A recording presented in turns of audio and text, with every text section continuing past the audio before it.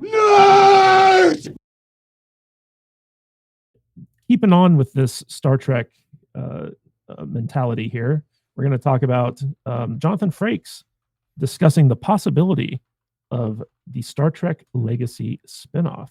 Now, guys, we have this article where basically it shows that Jonathan Frakes gave Variety a little interview, and in specifically he talked about Star Trek Legacy. He says, "I think they can't deny not only the fan reaction, but the fact that the numbers put the show at the top 10 of the streaming charts. And that season of Star Trek Picard was arguably among the best seasons of any Star Trek." And the cheapest. False. I think we all agree on that. I mean, Star Trek fans are loyal. It's not millions and millions of people, and it's not the youngest fandom in the world, but I am the eternal optimist, and I believe in a perfect world they will find the assets and energy and hire Terry to put together this legacy show, and that will, in fact, come to fruition. So Jonathan Frakes sounds very optimistic on the possibility of Star Trek Legacy going forward. In fact, I ran into Terry Matalas at the Star Trek convention yesterday. He, of course, didn't know who I was, but that's okay. Brian, he was on live streams with you, though, on our show. Oh, yeah. No, he didn't recognize me. Really? Jesus. So, Terry, Brian, what's your take on Jonathan Frakes saying that, yeah, this is pretty much going to happen? Yeah, we had a video that came out shortly after the series ended called Star Trek Legacy. And there was a moment at the end of the IMAX finale event they had, right? Where they had a panel with Terry, Jonathan Frakes, and a couple other writers, right? And I think Jerry Ryan. Anyways, the panelists... this was not supposed to be streamed. Someone took a camera in there and they filmed it. And the panelist was asking a bunch of questions, and toward the end he goes, "And we have one more announcement because Jerry Ryan's not done with this Star Trek, right, Terry?" And Terry's like, let's talk about and he completely changes the subject. It's like this weird, awkward moment. We found the stream. Someone sent us the stream.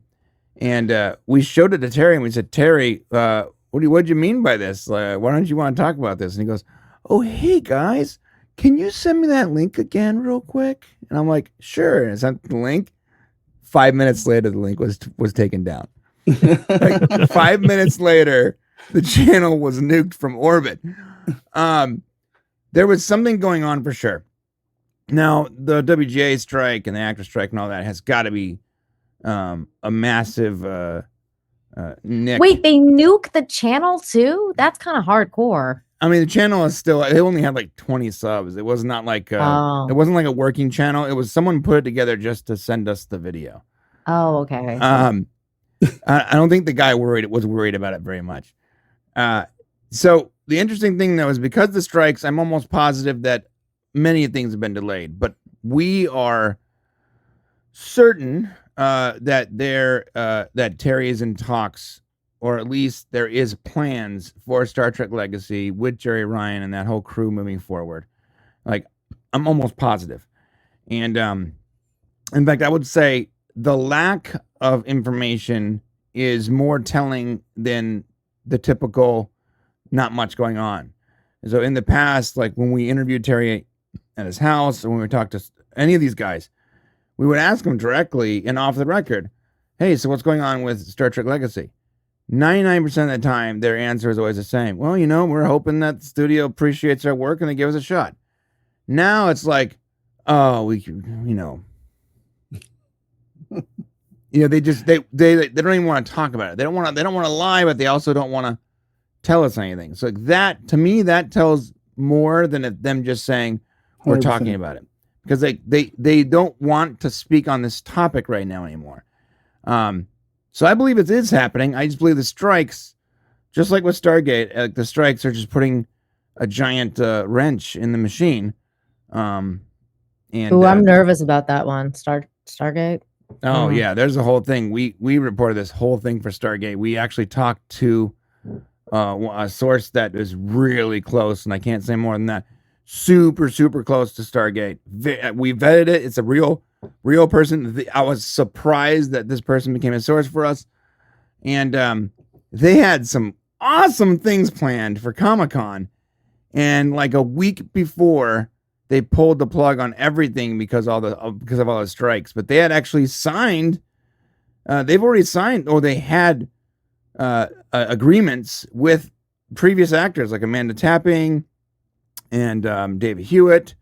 No, I'm sorry, not David Hewitt. The other guy, Joe Flanagan. And some people were still on the fence, like David Hewitt, and Richard D. Anderson literally said F off. He's like, nah, I'm good. He was like not interested at all. But they had things going. Like there was going to be a huge announcement at Comic-Con, and they were talking to the guys from The Expanse about helming it. And then everything just shit the bed because of strikes.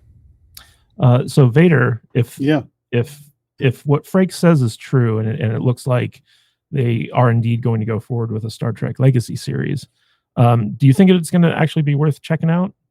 Actually worth watching? Because it will have Raffi in it. Well, whatever. That's true. I mean, she wasn't as bad toward the end of season 3. She did get a little bit better, but she wasn't great or anything. I wouldn't be watching the show because Raffi was in it. I would be watching it because Terry Matalas is making Seven. Jack and Seven. Yeah. It's just one of those things that I would just personally have to not try to judge until I actually see it. With most things, Kurtzman, Akiva Goldsman stuff, people are attached to with new Star Trek. You just kind of just have to roll your eyes in the back of your head and trudge through if you bother watching it at all. There would be a little bit of a higher bar, I think, or a higher personal bar put on this show if it did happen, because Terry Matalas would be running it and in charge of the story and stuff. So I would have some hope for it. But honestly, man, right now I have lost all of my good feelings I've had towards Star Trek coming off of season 3. I'm just right back down in the ditch, in the gutter right now when it comes to this brand, and it annoys me. I don't have any faith in the future, and I think the writer's strike and everything, delaying everything even longer, isn't going to help it. It might not ever happen. What if this strike goes on for another 9 to 12 months? That's a great point. We're not going to be getting anything new for a very long time. So, yeah, our Amazon source literally said that shows like Stargate and RoboCop, if the strike is not over by the end of September, could be indefinitely shelved. So Thank they can God, you guys. Why do you sound sad about this? These shows are absolute gutter trash. Here's the deal. Why are we sad about? The alternative, Nina, is non-scripted content. It's reality shows. I can get someone's idea or someone's attempt at a Stargate reboot, or I can watch another fucking season of Survivor. I'm not sad about or not watch any of that. I mean, I guess I can watch nothing. You're right. We can all just not watch TV and just start picking up or books. go back and watch real good stuff. I have watched it 400 times. I need some new shit. That's what I'm saying. Or you could create your own content / support other independent creators who can then take in the vacuum that is going to be left by that. I think it's an opportunity if that happens. Odin. Terry Matalas is a much better creative than I am. We're gonna put a pin before this gets violent. I want to go to Odin on this one. So Odin, one of the interesting things about Star Trek Picard season 3 was, as Frakes mentioned, it was in the top 10 of the streaming shows when it was going on. And for Paramount, where they're in a situation where they don't have a lot of hits and their streaming service was costing them a lot of money, don't you think it would make sense that they would take their most popular franchise and make a show that the fans actually want and give that to them in order to try and actually make a profit? Oh, it absolutely would. But if you just think back to what Hollywood has been doing the last several years, especially, when have they been making really any decisions that have made any sense? You think about some of the biggest IPs of all time and how they have just tripped over themselves when they clearly had gold, right? I mean, thinking back just even to Star Wars, thinking about how they had, the opportunity in The Force Awakens to, get things rolling. And in a lot of ways they did. I mean, well over $2 billion on that first movie. They could have just taken the ball and run. They could have set up other projects. They could have opened up the EU and started to adapt those stories. But instead, what happened? They got greedy. They got self-focused and self-obsessed. They let narcissists like Rian Johnson get their hands on these things. And so I think ultimately what you're seeing is Hollywood continuing to shoot itself in the foot because the only thing that matters to them is the message. They don't care about making money, which is, again, a crazy concept when you think about it. But then it's also not crazy when you remember so many of these people are, communistic, socialistic in their concept of life. And so for them, it doesn't matter if it makes money. It doesn't matter if it's popular. All that matters is that we got the message out there and that it's going to get this exposure that it would not have gotten before. Now, of course, the people at the top are going to say, yeah, but if it makes money, that's going to be the only way we can really keep it going forward because you got to make money to make stuff. But, and that's why I think you're seeing some changing of the guard in certain areas, with the DEIs getting fired and other things like that, where they're starting to realize, okay, this is costing us quite a bit of money and also a huge audience too. And that's something that's very difficult to get back sometimes. So yeah, it's both surprising and also not surprising in a lot of ways. Hey guys, if you could do me a quick favor, if you like this episode and it tickles your fancy or any other episode that we've done in the past, share it on social media and tag us in that post so that we know you're talking about us. And we will immediately jump onto that app and we will respond to your tag. And we can talk about what you like about the episode and possibly talk about something that we might want to cover in the future. And we would love to bring you in our community. We have a wonderful Discord app as well. There's a bunch of people in there that just love chatting with us. And we'd love to hear from you. So if you like this podcast, tag us in that post and we'll get back to you as soon as we can. Thank you guys so much. Back to the podcast. So Nina, I want to throw this to you. Like we talked about how when I was at the Star Trek convention the other day, there are a lot of actors there from Star Trek because they got nothing else going on. So they might as well go there and make some money. But they're also not allowed to talk about Star Trek while they're there because of these strikes. And we're kind of facing down a situation here where if the strikes continue to go on past September, I'm of the opinion that they'll probably go on into January, honestly. I agree. But there's going to be a situation here where nothing's being produced by Hollywood. And so by mid 2024, there's going to be a big dearth of content for people to consume. What do you think is going to happen when that occurs? Like, are people going to turn to YouTube? Are people going to revisit like the old classics and realize how much better they are than the new stuff we were getting? What's your opinion on that? I think it's the column A, column B thing. Like definitely revisiting old stuff is going to be a thing. I mean, I'm already doing that. Like I'm already like, look at this library of stuff that I've never watched before. Like that people have told me this is good. You should go watch this, So there's so many things, but there's also brand new content being made right here on this platform and on Rumble and other places. So of course it's going to be like, a cross thing. I think it's both those things. But I want to go back to something that Jonathan Frakes said, because that triggered me. And I was like, excuse you. He said something like, this show is arguably the best Star Trek. Bro, let's argue about it, because look, I understand he's trying to promote a new show and get a new show, but Star Trek Picard season 3, we're talking about season 3, okay? That's a third season of a series that is utter garbage, okay? So the third season is acceptable. I wouldn't even say that this would be even in the top 3 of Star Trek series of all time, let alone the best Star Trek series of all time. I think he was talking about a modern Star Trek, not... Yeah, but he was in one of the best Star Trek series of all time, which is he was talking about modern generation. Star Trek, though, not past Star Trek. You mean like JJ Trek? I mean, it's whatever. 2016 garbage. going forward, and on an island, season 3 is the best of all current modern Star Trek, 100 hands down. Yeah. Okay, what are we counting as modern then? Like from Discovery on? Kurtzman era Trek, when Kurtzman took over production. When it returned in 2016. Jerry Ryan's abortion baby of Star Trek. Like everything from there. Because that's what Jerry Ryan. I'm sorry, not Jerry Ryan. Whatever it is, Ryan Fuller. Ryan, you're right. Ryan OMD. Brian Fuller. Brian Fuller, whatever his name is, I don't care. Brian Fuller is the mastermind behind this garbage, and Kurtzman just carried his water.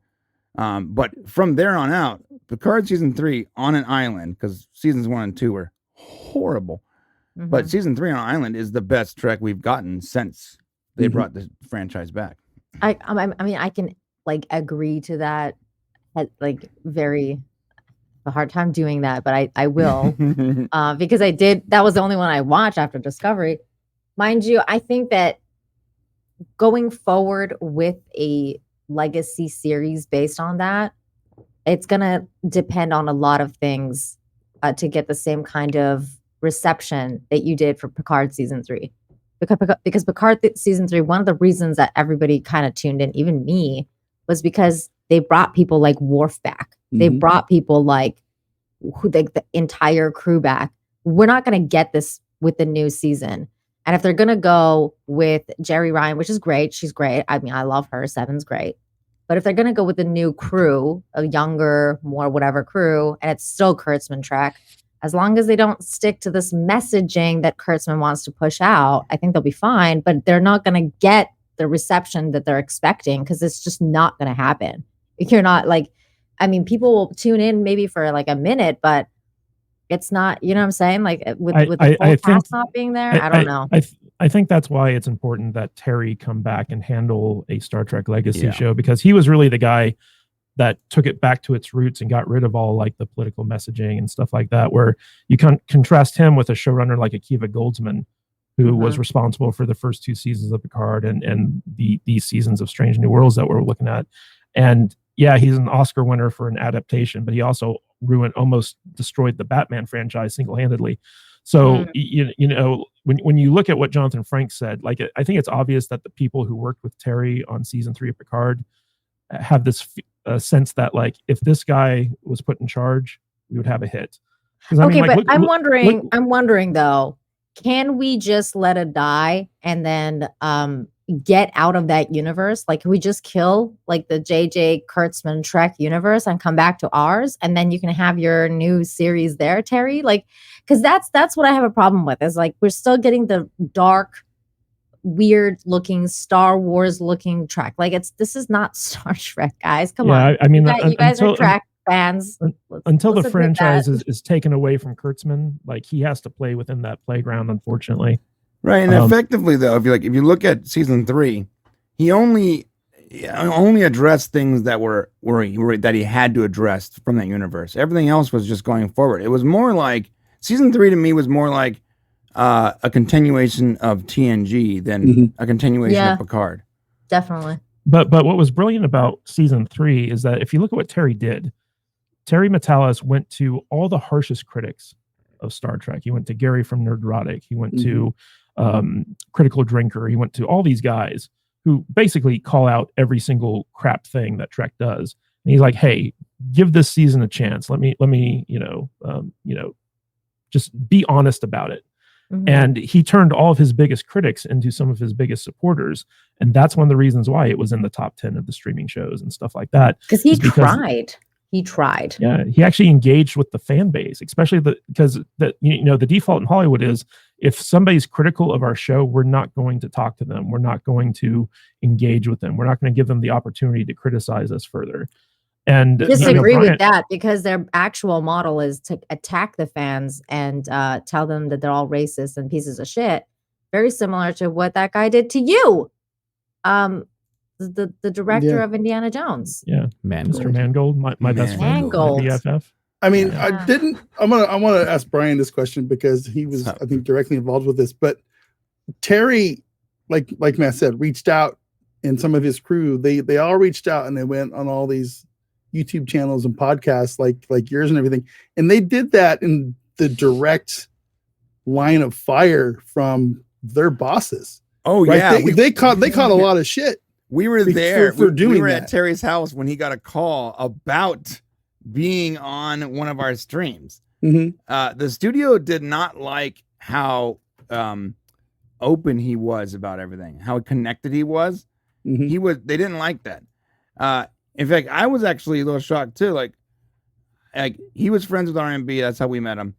And when he reached out and it was and said, "Hey, you think Gary would want to talk to me?" I'm like, "Yeah." his opinion of Gary was very much what Hollywood's opinion of Gary is. They thought like Gary is some like, anti-social, toxic, right-wing guy. Right.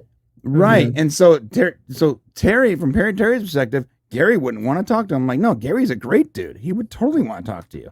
And we connected them and they hit it off. And they had an honest conversation about what they were doing. Every single time any of us were invited to a premiere, or he showed up on a live stream, or he even he just liked the tweet. Like if he just liked one of our tweets, the studio gave him a hard time. Yeah. Because they had all these extreme left-wing Nazis, blue hairs out there trolling and like scoping his social media and hitting him up with DMs and hitting up the studio with DMs and tweeting about every single time Terry did anything that was remotely crossing the aisle. Yeah. Remotely just, let's talk about Star Trek and leave politics out of it. Every single time. I'll put this on blast. StarTrek.com and StarTrekMovie.com. Garbage.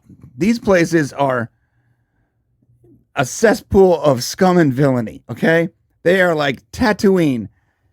They were nice to us at first until every time they were trying to gatekeep and control what we were tweeting out. And Shane was like, yeah, no, we're not going to do that. He just turned him off. And so the second he told them we're going to do our own thing. We don't need your approval to put up a petition. We don't need your approval to make a video. We don't need your approval to have Terry on a live stream. The moment we told them that, that entire group turned against us. So if they had turned against us, you can only imagine what the studio was telling Terry in the back end. It was crazy. But Brian, that's exactly my point, though. As long as he doesn't bend the knee to the studios and the fact that they want him to push a certain message, as long as he doesn't do that and sell out and be like, okay, like I'll do whatever you want me to because you're paying me money, then sure, it might be a good show, just like Star Trek Picard season 3. But sometimes it's difficult to say no. He never bent the knee, to his credit. He's playing the politics, but he didn't bend the knee the way other people would have done. Right. Guys, speaking about selling out, we have a super chat here. The Astro Nerd Boy for $5. Without Captain Shaw, I'm not as jazzed about a legacy series. I'm with you, Astro Nerd Boy. It's okay. It's okay. Captain Shaw will be back. He will be back. Wait, are we talking? Is Shaw the one that Todd Stashwick?